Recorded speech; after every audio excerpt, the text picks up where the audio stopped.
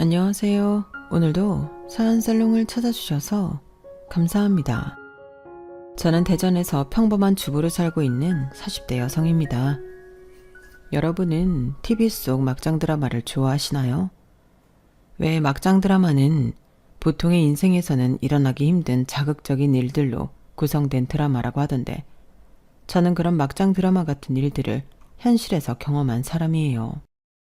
지금은 시간도 꽤 지났지만 아직도 시어머님의 기일만 다가오면 떠오르는 그날의 충격과 아픈 기억 때문에 저도 남편도 힘든 시간을 보내고 있는데요. 아마도 영영 그 기억에서 저희 부부는 자유로울 수 없을 것 같은 생각이 듭니다. 그만큼 저희가 경험한 일들은 감히 말하길 평범한 보통 일은 아닌데, 부디 제 사연이 방송되어 막장 드라마나 나올 법한 미치광이 형님이 하늘 아래 다시는 얼굴을 못 들고 살길 바랍니다. 저와 형님은 첫 만남부터 썩 좋지 않았어요. 형님은 저보다 8살이 많으셨는데 시집은 제가 먼저 와 있었고, 형님은 처음엔 자기는 아무것도 모른다며 저에게 뭐든 알려주라고 하더니 나중에 뭐만 하면 위아래를 따지며 자기가 시댁 재산을 쥐락펴락 하려고 했어요. 그러면서 시댁 행사나 시어머니의 건강에는 도통 관심이 없었는데, 딱 하나 유독 관심을 보였던 건 시댁 집안의 재산이었죠. 걸핏하면 시어머니의 명의로 있는 땅의 시세를 확인했고, 통장에는 돈이 얼마나 있는지 궁금해 하셨는데, 같이 사는 아주버님은 자기 와이프가 어떤 사람인지 잘 모르는 눈치였죠. 사실 저희 아주버님이 아주 경미한 장애가 있으시거든요. 그래서 나이가 꽉 차도록 변변한 연애 한번 해보지 못했고 결혼은 거의 포기 상태였는데, 어디서 누구 소개로 형님을 만났는지 모르지만 아주버님은 형님에게 푹 빠지고 마셨어요. 게다가 시어머님도 거의 포기한 첫째 아들이 결혼한다고 하니 이게 무슨 장땡인가 싶으셨고, 형님이 마음이라도 바뀔까 번갯불에 콩 구워 먹듯 아주버님의 결혼식을 진행하셨어요.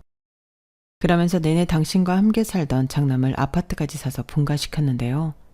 그리하여 시어머니는 혼자 지내게 되셨고, 그 뒤로는 제가 혼자 계신 시어머니가 걱정되어 혼자서도 종종 시어머니를 찾아가 뵈었어요. 저희 집은 시댁과 차로 1시간 반 정도 걸리는 곳이었는데 어쩐지 형님은 어지간해서는 시댁에 가려 하지 않는 눈치라 제가 더 시어머니를 챙기려 했었네요.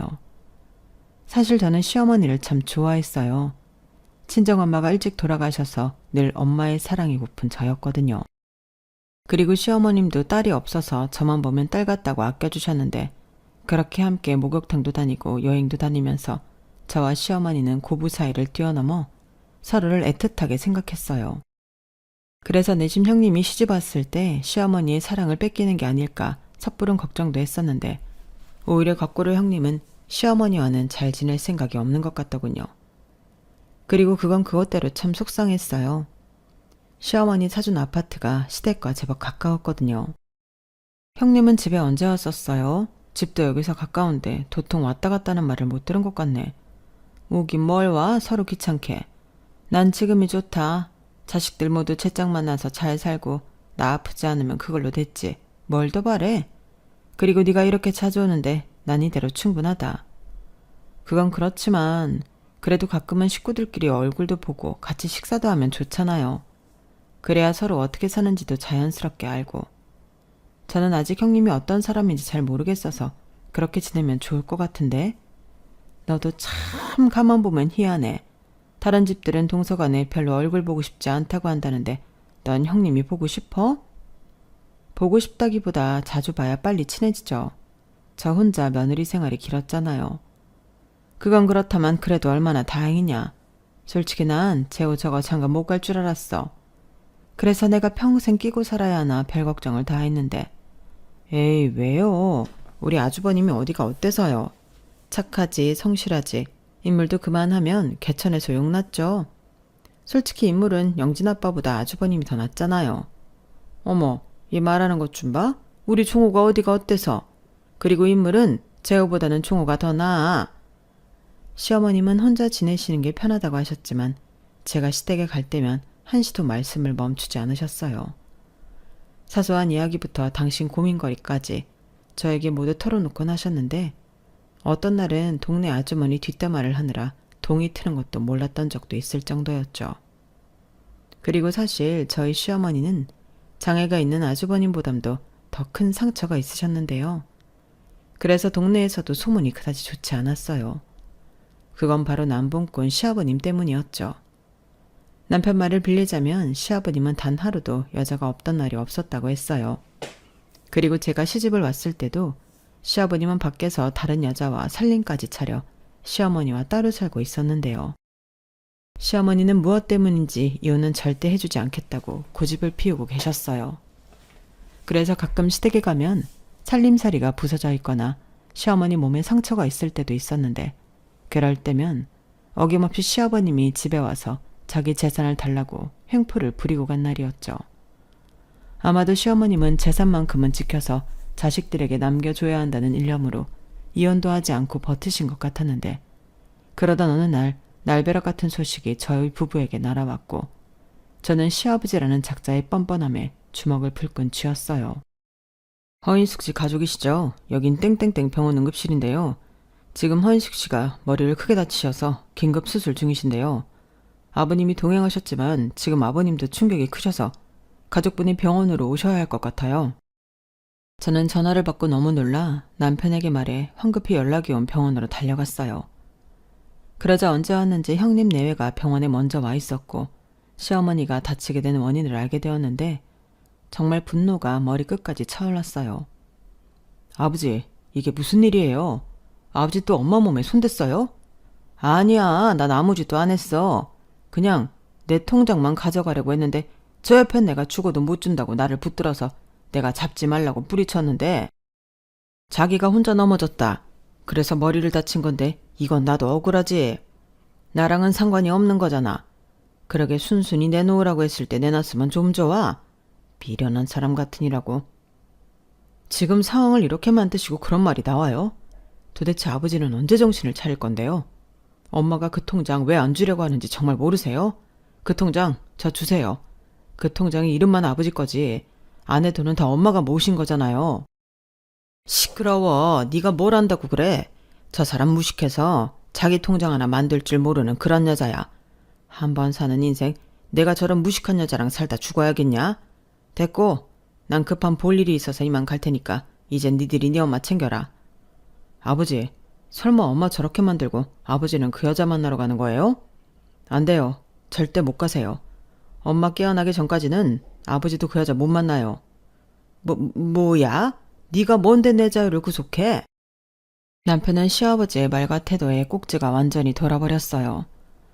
원래 화를 잘 내는 성격은 아닌데 시아버지의 일관된 태도가 남편을 자극했고, 결국 아주버님이 말리는데도 남편과 시아버지는 몸싸움까지 하고 말았어요.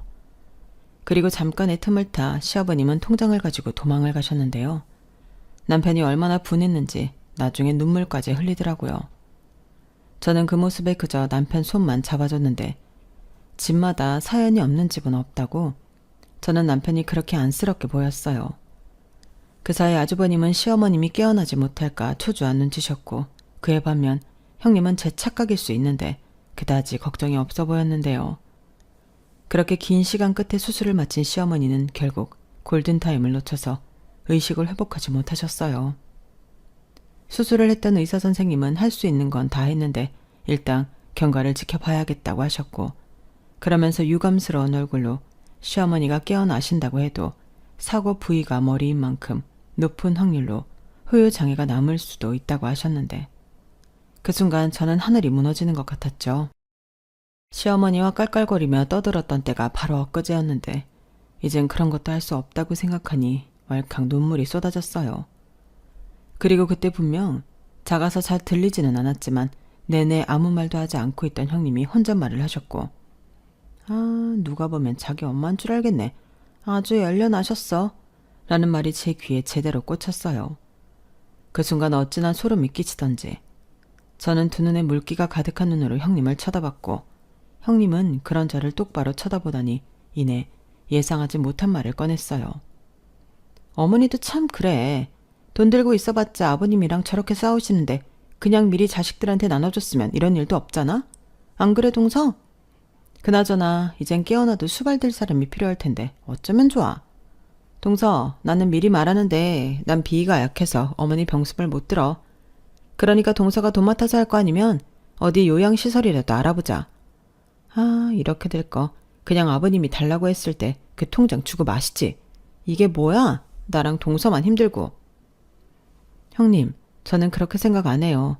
형님이 시집 온 지 얼마 안 돼서 잘 모르시니까 그런 말씀 하시는 건데 그동안 아버님이 가져간 것들도 많고 지금 갖고 계신 재산은 전부 어머님 혼자 모으신 거라고요. 형님이라면 그런 돈을 순순히 내어줄 수 있겠어요? 어머님은 당신이 가진 거 잘 지켜서 저희한테 나눠주실 생각이셨을 거예요. 어머 동서, 지금 나보다 시집 빨리 왔다고 손이인 나를 무시하는 거야? 나는 그냥 이 상황이 싫어서 동서한테 솔직한 내 마음을 말한 것뿐이야. 사람 무한하게 뭘 그렇게 정색해? 아, 기분 더러워. 자기야, 난 이제 집에 갈래. 어차피 여기 있는다고 뭐가 달라지는 것도 아니잖아. 에란씨, 그러지 말고 조금만 더 있다가 엄마 보고 가자. 나는 엄마 보고 싶은데. 자기는 몇 살이야? 남자가 결혼을 했으면 자기 식구를 챙겨야지. 진짜 실망이네. 알았어. 그럼 나 혼자 갈게. 됐지? 형수, 꼭 여기서 그러셔야겠어요. 형수는 저희 엄마가 걱정되지도 않으세요? 도련님, 지금 저한테 시비 거는 거예요? 제가 괜히 그래요. 동서가 사람 기분 나쁘게 말을 하니까 여기 있기 싫은 거죠. 형님, 제가 언제요? 이 봐봐, 눈을 아주 동그랗게 뜨고 덤비잖아. 됐어, 나는 갈 테니까 알아서들 해요. 형님은 그렇게 기분이 나쁜 티를 팍팍 내고 병원을 나갔어요. 그리고 중간에서 어쩔 줄 몰라 하는 아주버님에게 남편은 시어머니가 깨어나시면 전화를 할 테니 형님이랑 같이 가라고 아주버님은 보냈고 아주버님은 얼굴 가득 울상을 짓고는 형님 뒤를 따라갔어요. 그리고 거기에 남겨진 저희 부부는 그날 밤을 새우며 시어머님이 깨어나길 빌고 또 빌었는데요. 시어머니의 의식은 일주일이 지나도 돌아오지 않았어요. 저와 남편은 맞벌이라 계속 병원에 있을 수가 없었고 결국은 한 사람씩 연차를 써가며 시어머니 곁을 지켰는데 설상가상으로 통장을 들고 사라진 시아버님까지 연락이 되지 않으면서 문제가 더 심각해졌어요. 경위가 어찌되었건 두 분이 실랑이라다 일어난 사고였기에 경찰에서는 경위 조사를 위해 시아버님을 찾았고 그렇게 시아버님이 행방불명 되었다는 걸 알게 된 저희 부부는 어떠한 의심도 없이 시아버님이 통장을 들고 잠수를 타셨다고 생각했는데요. 그렇게 며칠이 지나고 정말 기적처럼 시어머님이 깨어나셨는데 아무래도 의사 선생님의 말씀처럼 후유증이 남았는지 말씀을 하시지 못하셨어요. 그저 눈동자만 움직이며 저를 알아보는 것 정도였는데 그것도 꼭 보름만이었네요. 저는 너무 기뻐 남편에게 전화를 했어요. 그리고 내키진 않지만 형님에게도 전화를 했는데요. 남편보다 형님 내외가 병원에 더 일찍 도착했고 곧이어 헐레벌떡 뛰어오는 남편의 모습이 보였어요. 그리고 곧 중환자실에서 일반 병실로 시어머니를 모셨고 아무래도 당장은 움직일 수 없었기에 다른 사람들 눈도 있으니 1인실로 병실을 잡았는데 형님은 비싼데 뭐하러 1인실을 잡았냐고 저에게 불만을 쏟아내더군요. 아직은 화장실을 가질 수가 없으니까 그런 기저귀를 쓰셔야 하고 그럼 다른 사람들 보기도 좀 그렇잖아요. 커튼 있잖아. 그리고 다 늙은 노인네 뭐 볼 게 있다고. 형님, 그래도 그게 아니죠. 어머님도 여자고 저렇게 못 움직이셔도 감정은 다 느끼죠. 형님한테 병원비 같이 내자고 안 할 테니까 그만하세요. 동서 점점 선 넘는다. 그러니까 돈 낼 거 아니면 가만히 있어라. 제가 또 언제 그렇게 말했다고. 형님은 비위도 약해서 어머니 간병도 못 하신다면서요. 그럼 저라도 편하려고요. 그 정도도 이해 못 해주세요? 결국 저와 형님은 그날 이후 사이가 완전히 틀어졌어요. 저는 저대로 형님의 태도가 기분 나빴고 형님은 자꾸 제가 선을 넘었다면서 연신 저를 째려보셨는데 시어머니 보는 앞에서 싸우는 모습을 보이고 싶지 않아 저는 애써 형님의 시선을 외면했어요. 그러자 자기가 더 무시당한다고 생각했는지 이번에도 혼자 쌩하니 병원을 나가버렸는데 저는 그때 확신했어요. 형님은 저와 같은 부류의 사람이 아니라는 걸요. 그래서 그런 형님은 그냥 없다고 생각하고 저 혼자 시어머니의 간병을 하기 시작했는데요. 남편은 혼자 하기 힘들다며 도와주겠다고 했지만 간병이라는 게 기저귀도 갈고 몸도 닦아드려야 하는 일이 있다 보니 아무리 아들이라도 남편의 도움을 받는 건 한계가 있더군요. 그리고 워낙 제 성격이 어설프게 같이 하느니 혼자 하는 게 편하다고 생각하는 편이라 어느 순간부터는 시어머니 케어는 그냥 제가 도맡아야 한다고 생각하게 되었는데 남편은 그런 저에게 미안하고 또 고마워했어요. 이럴 땐 자기가 아들이 아니라 딸이면 좋겠다고 하는데 그 말이 웃겨서 그럼 난 여자랑 결혼해? 라고 저도 농담을 해버렸네요. 아무튼 저는 그렇게 자처해서 시어머니의 간병을 맡았고 회사에서도 사정을 말해 쓸 수 있는 연차는 미리 당겨서 신청하고 급한 업무는 병실에서 처리했는데 시어머님이 다시 예전의 모습으로 돌아갈 수만 있다면 이런 고생쯤은 몇 번이고 할 수 있다고 생각했어요. 그리고 이런 제 마음이 시어머니에게도 통했는지 제가 간병을 맡은 후로 시어머니는 점차 건강 상태가 좋아지셨고 아직 몸을 움직이거나 말을 하기까지는 무리였지만 눈동자 말고도 얼굴 표정도 풍부해져 저 외만큼의 의사소통은 문제가 없었어요. 그 사이 남편은 경찰서를 오가며 행방불명된 시아버지를 찾고 다녔는데 솔직히 시아버님을 찾는다기보다 시아버님이 가지고 간 통장을 찾아다녔어요. 그 통장을 찾아서 시어머니에게 돌려드릴 생각이었죠. 하지만 생각보다 시아버님 찾는 건 어려웠고 답답한 남편은 급기야 형님과 아주버님에게 도움을 청했는데요. 형님의 표정이 좋지 않았어요. 그러니까 도련님 말은 사람을 시켜서 아버님을 찾겠다는 거예요? 네, 이왕이면 아버지랑 같이 사는 그 여자 쪽을 캐보는 게 더 빠를 것 같아요. 그래, 네 말 들으니까 그쪽이 더 빠를 것 같네. 예전에 엄마한테 그 여자가 한번 걸린 적이 있어. 거기서부터 캐달라고 하면 되겠다. 자기야 잠깐만. 도련님, 저는 반대예요. 그렇게 사람 찾아주는 사람들이 돈을 얼마나 달라고 할지도 모르는데 우린 형편도 어렵고 솔직히 꼭 그래야 하나 싶은 생각이 드네요. 어차피 그 통장 아버님 명이잖아요. 이미 다 써버렸을 수도 있고 도망까지 가신 분이 그걸 여태 갖고 계시겠어요? 헛돈 쓰지 말고 우리 이 얘기는 없던 걸로 해요. 막말로 경찰이 찾겠죠. 우린 기다리면 그만인데. 형님, 아무리 그래도 아버님이 지금 어디에 계신지도 모르잖아요. 물론 어머니 돈이 제일 걱정이긴 하지만 저는 아버님도 걱정이에요. 그리고 이참에 그 여자랑 정리하게 되면 어머니도 더 큰 스트레스 받지 않아도 되고. 동서가 참 뭘 모르네. 남녀가 눈이 맞아서 살림까지 차렸음 끝난 거야. 정리? 무슨 수로 정리할 건데? 그냥 깔끔하게 이혼하는 게 더 나은 건 몰라? 가만 보면 어머님도 미련하고 여기 식구들도 미련해. 나 같으면 어머니한테 당장 정리할 거 정리하고 이혼하라고 할 텐데.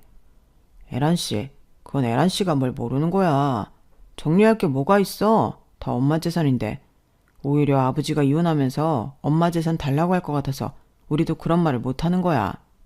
어머, 지금 자기 동생 있는 자리에서 나한테 면박 준 거야? 언제부터 동생이랑 죽이 잘 맞았다고 나한테 이럴 수가 있어? 이럴 거면 우리야말로 이혼해. 형수, 도련님, 저는 할 말 다 했어요. 저는 헛돈 쓰는 거 반대고요. 그래도 제 뜻 무시하고 이 사람이랑 진행하시면 저는 이 사람이랑 헤어질 테니 그런 줄 아세요. 참 어이가 없었어요. 혼자만 그렇게 이기적일 수가 없었는데 남편은 한숨을 쉬며 사람 사는 일은 좀 더 생각해보자고 아주버님에게 말했어요. 괜히 아주버님은 곤란하게 하고 싶지 않은 남편의 마음이 느껴지더군요. 그리고 그러는 사이 건강이 많이 좋아졌던 시어머니에게 문제가 생기기 시작했고 잦은 발작과 심한 두통을 호소하는 날도 많았는데 언제 그런 걸 준비하셨는지 모르지만 한 변호사가 병실로 찾아와 어머님에게 위임을 받고 준비해뒀다며 재산 상속에 관한 문서를 저에게 보여줬어요. 그리고 저희 부부와 형님 네가 모였고 워낙 시골에 살고 계셔서 이렇다 할 재산은 없었지만 그래도 유일하게 돈이 될 만해서 형님이 침을 흘렸던 200평 땅은 형님과 아주버님에게로 갔고 저희 부부에게는 시어머님이 지내시던 집 한 세를 주셨는데 딱히 재산에 욕심을 가진 적은 없었지만 자기가 갖고 싶어하던 땅이 자기네 것이 되자 환호하는 형님을 보니 이유 모를 분통이 치밀었어요. 그러자 형님은 기세등등하게 콧대를 세우며 분해 죽겠는 저에게 그러더군요. 동서, 아무리 동서가 착한 척 오만한 짓을 해도 장남은 내 편이야. 당연히 집안의 가장 좋은 재산은 장남이 가져오는 게 맞는 거지. 안 그래? 왜? 그렇게 옐로 코스프레 하더니 소리 찐 게 작아서 서운해? 저는 여우 같은 형님의 말에 아무런 말을 하지 않았어요. 제가 아니라고 해도 믿지 않을 것이 분명했으니까요. 하지만 이 역시 시어머니의 뜻이라면 저도 어쩔 수는 없다고 생각했는데 저도 제 마음 깊은 곳에 무언가 바라는 마음이 있었는지 서운한 마음이 스멀스멀 밀려왔어요. 당신 많이 서운해? 아까부터 표정이 영 좋지 않네. 아니 그렇잖아. 내가 그 땅을 받고 싶어서 그런 게 아니라 왜 그 땅을 형님네한테 주실 수가 있어. 형수가 예뻐서 그러겠어. 형 때문에 그러셨겠지. 자기도 알잖아. 형이 장애가 있어서 취직을 해도 정규직은 어렵고 병원 갈 일도 더 많으니까 많은 재산을 주고 싶으셨겠지. 그런데 솔직히 나도 좀 놀라긴 했어. 은행 업무도 잘 못 보는 엄마가 언제 그런 걸 변호사 통해서 준비를 하셨지? 당신이 하기 어려우니까 그러셨나 보지. 가만히 갖고 있다가는 어떻게 될지 모르니까. 근데 그 땅 이번에 도론한다고 개발력이 있다고 동네 슈퍼 할머니가 그러셨는데 뭔가 억울해. 그랬어. 하긴 나도 아무렇지 않다고 하면 거짓말이야. 솔직히 고생은 자기가 다 했는데 자기 입장에서는 충분히 그럴 수 있지. 근데 우리는 그 땅 없이도 잘 살 수 있잖아. 만약 우리가 그 땅을 받았다고 해도 형수가 가만히 있겠어? 분명 우리 그 땅 때문에 많이 힘들었을 거야. 난 오히려 잘 된 것 같아. 자기도 우리 엄마한테 뭔가 바라고 잘해드린 건 아니잖아.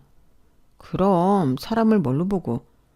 그냥 막상 재산 얘기가 나오니까 기분이 나쁘다고. 그냥 무시하자. 우리가 여기서 열려면 형수랑 다를 게 없잖아. 집이라도 받은 게 어디야. 안 그래? 난 오히려 엄마 흔적이 많은 집을 받아서 감사해. 자기도 솔직히 그렇잖아. 형수한테 집을 줘봐. 자기 안 서운해? 엄마 손때 묻은 것들 거기 다 있는데. 저는 남편의 말에 얼굴이 화끈거렸어요. 마치 저도 시어머니의 진심보다는 그런 물질적인 것에만 혈안이 되어 있던 것 같았거든요. 그리고 잠시였지만 그런 마음을 가졌다는 게 시어머니에게도 죄송하고 남편에게도 미안했는데 그렇게 생각하니 신기하게도 그 땅에 미련이 생기지 않았어요. 사람의 욕심이 마음이 반인 건지 마음을 바꾸니 저는 다시 원래 저의 모습으로 돌아올 수 있었네요. 그리고 형님은 자기가 원하는 걸 받아서 그런지 평소에는 잘 오지도 않던 병원을 걸핏하면 찾아왔고 한 번은 시어머님이 약에 취해 잠이 드셨는데 그때 형님이 저에게 밖에 나가 자기가 긴 이야기를 할 말이 있다고 저에게 잠깐 나갔다 오자고 했어요. 제가 딱히 형님이랑 단둘이 나눌 말이 없었는데 형님이 할 말이 있다고 하니 시어머님이 주무시기도 해서 병원 1층 카페로 형님과 나가서 대화를 나눴어요. 그날이 형님과 제가 둘이 따로 대화를 나눴던 첫날이었는데 형님은 대뜸 저에게 동서, 이번에 우리가 받은 땅 말이야. 거기에 건물을 올리면 어떨까 하는 생각을 하고 있거든? 혹시 동서도 생각 있어? 생각 있으면 우리 건물 같이 올리자. 아무래도 건물을 올리려면 돈이 많이 들잖아. 우리 사는 아파트랑 자기 사는 아파트 팔고 대출 조금 받으면 가능할 것도 같은데 어때? 라고 말을 하는데 전혀 예상하지 못한 말이긴 했지만 저도 형님에게 그다지 감정이 좋지 않으니 더 들어볼 것도 없이 싫다고 딱 잘라 거절했어요. 뭐? 싫다고? 아니 왜? 이건 좋은 기회잖아. 좋은 기회인지는 잘 모르겠는데 뭐가 됐든 형님이랑 같이 하고 싶지 않아요. 뭐 그렇게 사이가 좋은 동서지간이라고 집까지 팔아서 그런 짓을 해요? 저는 사양할게요. 어머 웃겨? 그래 알았어. 나중에 후회한다고 나한테 매달리지 마. 알겠어? 네 그럴게요. 그럼 하실 말씀 다 하신 거죠? 그럼 저는 병실로 올라갈게요. 형님은 이대로 가실 거죠? 잠깐 동서. 나 아직 할 말 안 끝났거든? 그리고 왜 이렇게 나한테 뻗대는 거야? 나 동서 형님이야. 내가 윗사람이라고. 형님, 저는요 서열보다 그 사람이 그 자리에 어울려야 대접받는다고 생각해요. 솔직히 형님, 아주버님이랑 결혼한 의도도 저는 좀 의심스럽네요. 아주버님 사랑해서 결혼한 거 맞으세요?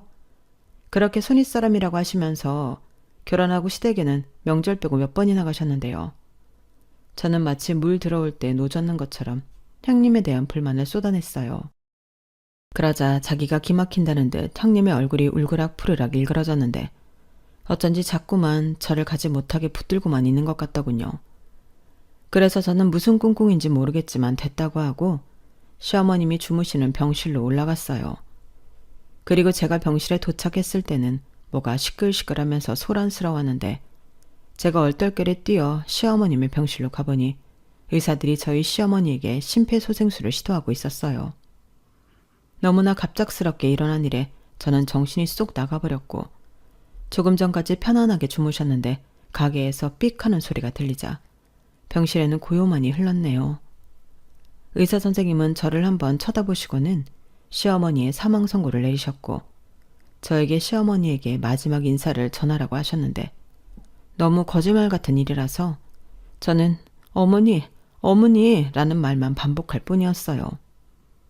드릴 말이 산처럼 많았는데 저는 준비도 못한 갑작스러운 이별에 바보처럼 마지막 인사도 제대로 드리지 못하고 의사 선생님에게 매달려 우리 어머니 좀 제발 살려달라고 애원하며 그 아까운 시간을 모두 보내고 말았어요. 그리고 경황은 없지만 장례를 준비해야 했기에 저는 남편에게 이 소식을 전해야만 했고 핸드폰 너머 들리는 남편의 울음소리에 저도 그만 망연자실 화장실 바닥에 주저앉아 남편과 함께 대성통곡을 했네요. 시어머니의 건강이 점점 나빠지면서 어쩌면 이런 일이 생길 수도 있다고 마음의 준비를 했어야 했는데 저는 참 바보처럼 저렇게라도 시어머님이 계속 옆에 계실 것만 같은 생각을 하고 있었으니 철없는 며느리가 시어머님 마지막 가는 길도 제대로 못 보내드리는 것만 같아 그렇게 제 자신이 싫을 수가 없더라고요.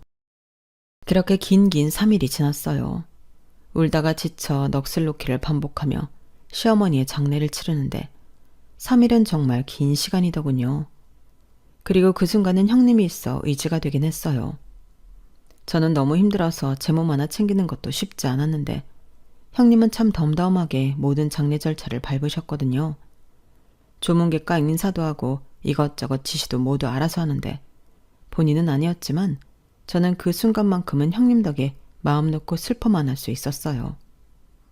그리고 형님은 발인을 마치고 전에 병원에 왔던 그 변호사를 대동해 시어머니의 유서대로 재산 문제를 정리해 나갔는데 어찌나 일사천리로 일을 진행시키는지 저도 남편도 형님의 일처리에 혀를 내둘렀어요.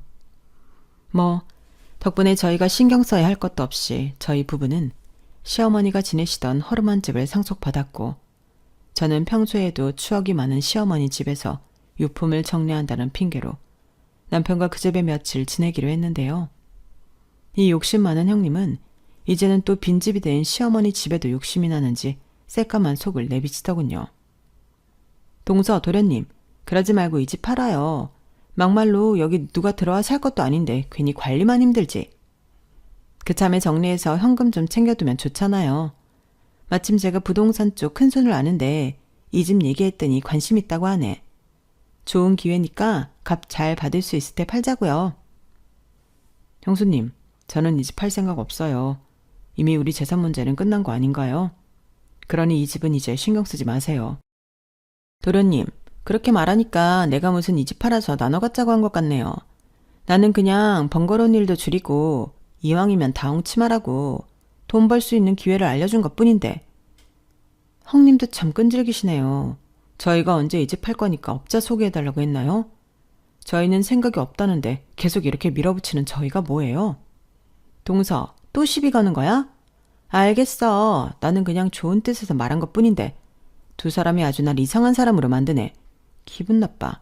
아주 자기들만 여자야. 형님은 계속 끈질기게 집을 팔자고 저희 부부를 조르더니 나중엔 자기 뜻대로 되지 않자 기분이 나쁘다면서 툴툴거리며 자기 집으로 돌아갔어요. 그리고 저희는 형님이 그러든지 말든지 신경 쓰지 않기로 했고 혹여라도 시아버님이 집으로 돌아오실 수도 있다는 생각에 시어머니의 집은 나중에라도 팔지 않기로 뜻을 모았어요. 그리고 형님은 단단히 삐치셨는지 저희와는 왕래도 연락도 뚝 끊어버리셨는데요. 나중에 알고 보니까 시어머니의 장례가 끝나고 며칠 후 살던 아파트도 팔고 다른 지역으로 이사를 갔더라고요. 황당했죠. 그래도 가족인데 어떻게 그럴 수 있나 어이가 없었어요. 형님은 몰라도 아주버님까지 그렇게 저희와 연을 끊을지는 몰랐거든요. 그리고 그렇게 1년이 지났어요. 그 사이 시아버님의 행방은 여전히 찾을 수 없었고 남편은 결국 실종 신고까지 하게 됐는데요. 처음엔 그 잘난 통장 안 뺏기려고 도망간 시아버지가 미웠지만 남편은 그래도 아버지라고 시아버님 걱정이 많아 보이더군요. 그렇게 시아버님을 기다리는 시간이 계속됐어요. 그러는 사이 저는 저희 집과 시어머님이 지내시던 집을 오가며 관리를 하고 있었고 한 달에 한두 번은 잠도 자고 했는데요. 남편이 그러더라고요. 우리 이 집 정리할까? 아무래도 아버지는 여기 나타나지 않을 것 같고 자기도 두 집 관리하긴 힘들잖아. 우리 영진이 이제 고등학생 되는데 영진이한테도 신경 써야지. 갑자기 왜 그런 생각을 했어? 난 괜찮아. 오히려 이렇게 자기랑 가끔 와서 지내면 별장 같고 좋은데 그리고 이 집 팔면 더는 여기 못 오잖아. 어머니 보고 싶은데 여기도 못 오면 그땐 내가 더 힘들 것 같아. 자긴 그렇게 우리 엄마가 좋아? 솔직히 난 우리 엄마 기억도 별로 없잖아. 나한테는 어머님이 그냥 우리 엄마 같고 그래. 나한테도 엄청 잘해주셨잖아.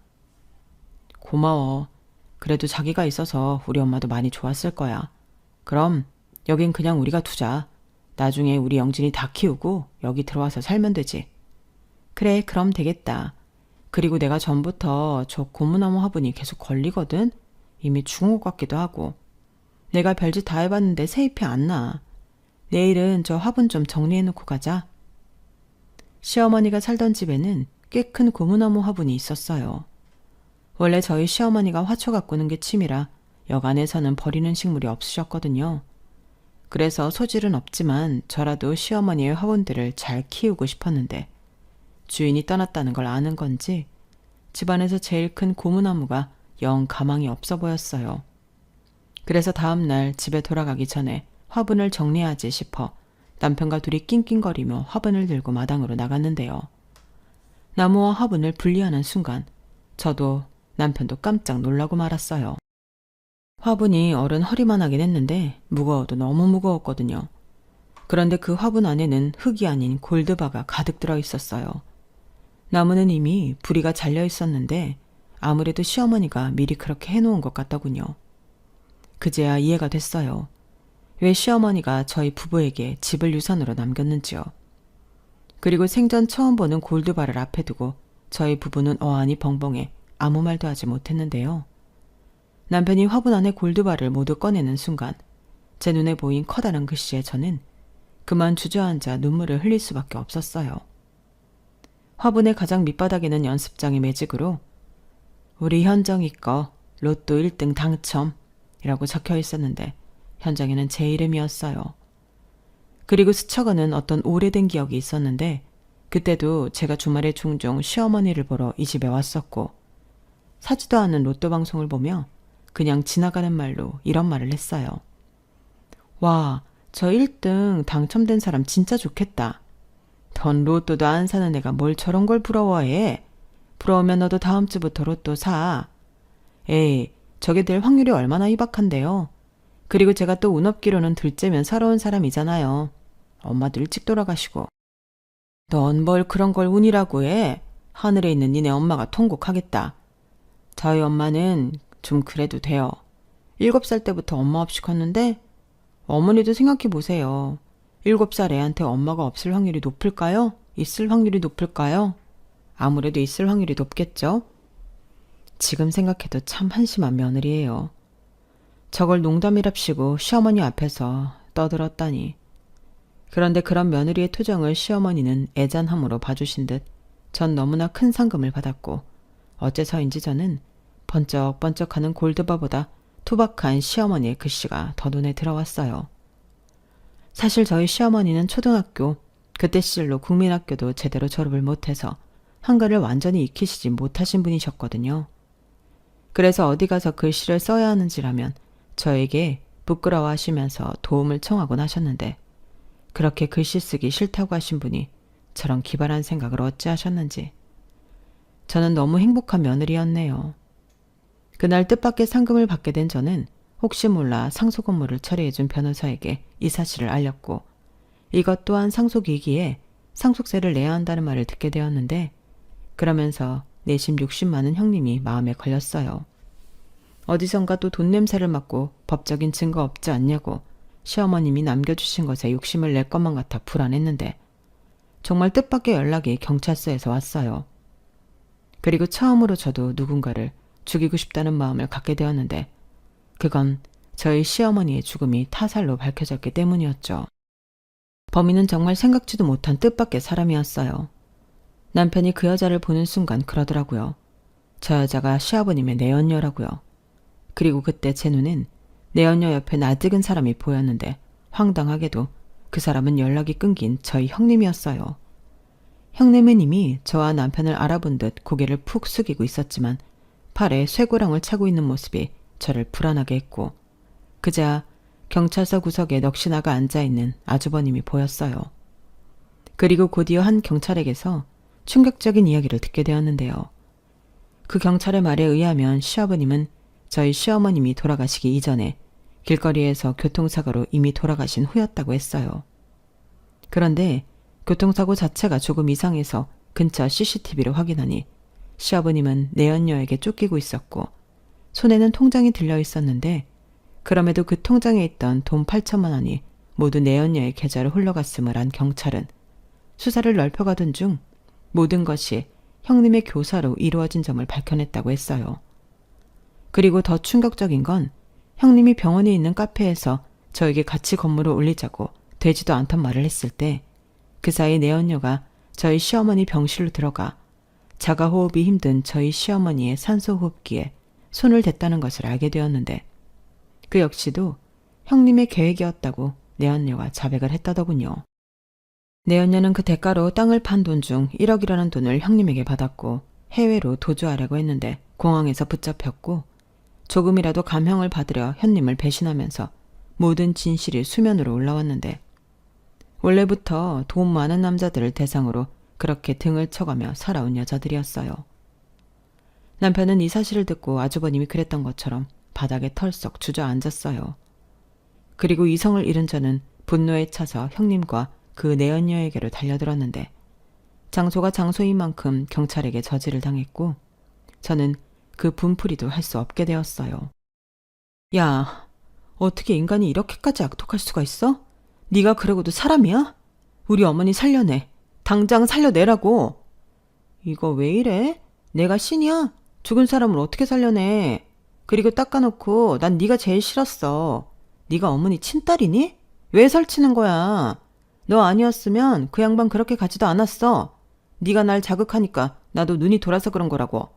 그리고 어차피 이렇게 죽으나 저렇게 죽으나 노인네 가망 없었잖아. 미친년. 넌 미친 게 분명해.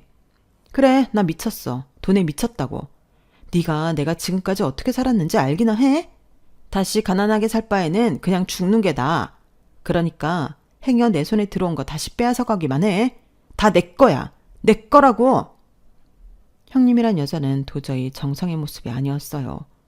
원래도 조금 이상해 보였는데 그날 경찰서에서 보니 확실하게 돈에 미친 사람이더라고요. 그리고 언제나 후회는 늦다고 생각해보면 처음부터 이상한 게 한두 가지가 아니었어요. 아주버님을 별로 사랑하는 것 같지도 않은데 결혼한 거며 돈에만 욕심이 있을 뿐 식구들과도 전혀 어울리질 않았는데 그럼에도 시아버님 문제에선 너그러웠던 점이 다 꿍꿍이가 있었던 거였죠. 아주버님은 자기가 형님과 결혼하지 않았다면 시어머님이 돌아가시는 일은 없었을 거라며 심한 정신적 충격을 받으셨고 결국엔 병원에 정신과 치료까지 받게 되셨는데 아마도 아주버님 명의로 된 아파트까지 형님은 노리고 있었던 것 같아요. 어쩌면 조금만 늦었다면 아주버님의 신변에도 큰일이 있었을지 모르죠. 그만큼 그 여자는 돈이라면 무슨 짓이라도 할 수 있는 그런 악마였으니까요. 그리고 자기가 뭘 잘못했는지 모르는 그 미친년은 구치소에 수감되면서까지 자기는 억울하다고 자기 손에 들어온 돈을 뺏길까 전전긍긍했는데 어떻게 인간이 저렇게까지 망가질 수 있는 건지 소름이 끼쳤어요. 물론 그 여자가 걱정했던 대로 그 여자가 악랄하게 손에 넣은 돈들은 제 주인을 찾아갔고 결국 구치소에서 그 사실을 알고 그 미친년은 정신 이상 증세를 보여 정신치료도 받고 있다고 하더군요. 그럴 때 보면 우리나라는 참 너그러운 나라인 것 같아요. 아무튼 그 미친년은 종이만 보면 돈이라고 무조건 자기 주머니 속에 넣으려 했고 나중에 그걸 못하게 하자 종이만 보면 먹으려 했다는데 그 말을 듣게 된 저는 그 미친년이 부디 다시는 사회에 나오는 일을 없기를 바라고 또 바랄 뿐입니다. 현재 저희 아주버님은 계속 정신과 치료를 받으며 법적으로도 그 미친년과는 이혼한 상태예요. 그렇기 때문에 더는 그 여자와 엮일 일은 더 이상 없는데 그 여자의 욕심에서 비롯한 저희 가족이 감당해야 하는 아픔은 어쩌면 끝나지 않을지도 모르겠어요. 이 글을 쓰고 있는 지금도 저는 시어머님이 너무 보고 싶어요. 그렇게 허망하게 가실 분이 아니셨는데 끝까지 지키지 못한 제 잘못 같아서 저는 오늘도 죄송한 마음뿐이에요. 만약 저도 저희 가족도 이 지독한 아픔에서 벗어날 수만 있다면 저는 기꺼이 제가 받은 1등 상금도 포기할 수 있을 것만 같은데 시간이 약이라는 그 말이 저희 가족에게도 통하길 오늘도 저는 소원합니다. 저의 이야기는 여기까지예요. 제가 첫 시작을 막장 드라마 이야기로 시작했는데 여러분이 주인공인 그 드라마는 선하고 아름다운 해피엔딩이길 바라며 저의 이야기를 마치도록 하겠습니다. 지금까지 제 사연 들어주셔서 너무 감사해요. 늘 좋은 인연만 함께하는 행복한 시간이시길 진심으로 바라겠습니다. 여러분, 사연 댓글에 응원과 현명한 조언 부탁드려요. 좋아요와 구독은 저에게 큰 힘이 됩니다. 오늘도 좋은 일 가득하세요.